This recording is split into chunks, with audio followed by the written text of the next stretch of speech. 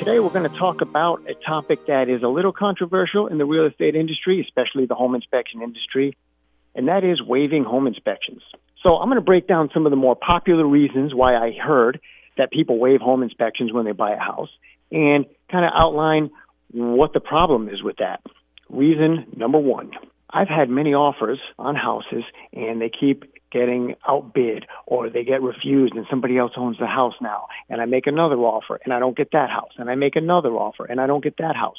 So what I decided to do was waive my inspection so I could get the house.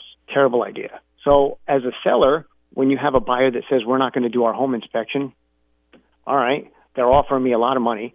They're offering over what I'm asking, and they're going to not inspect the house.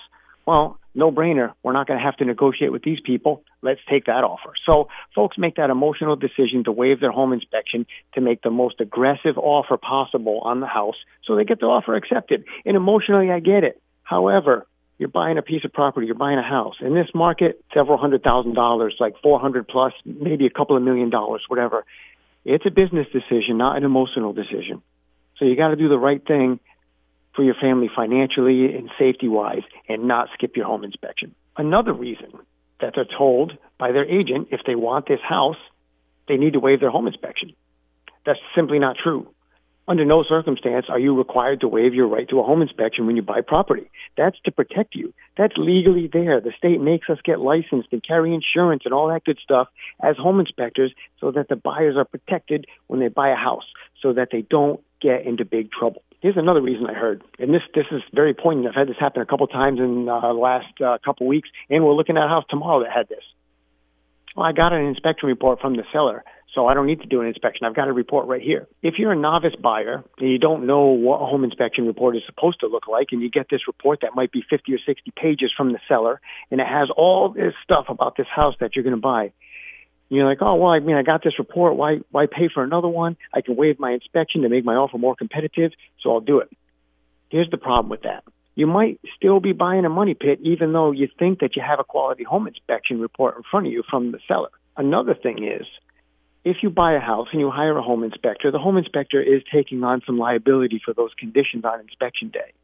Not that I like talking about suing a home inspector as a home inspector, but if the guy misses something that he was supposed to catch, you have some recourse. But if you buy the house and you just use the inspection report that was given to you and it was performed where the seller is that guy's customer, that home inspector has, he's not beholden to take care of you at all. You're not getting the protection that you'd get if you paid your own guy and you were the customer.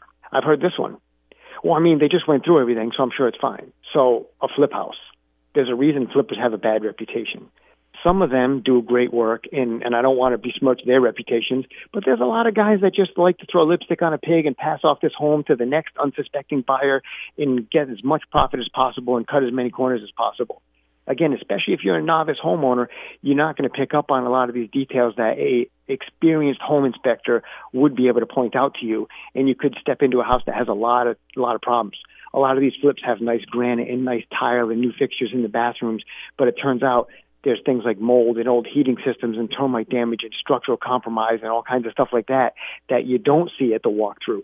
So if it's a flip house, definitely bring in a home inspector. With house prices being elevated and interest rates being elevated, buyers should really not be inclined to waive their home inspection. I mean, they're already paying all the money. They're already paying all the interest and the higher taxes and all that good stuff. They shouldn't be taking all the risk as well. Definitely get your home inspection.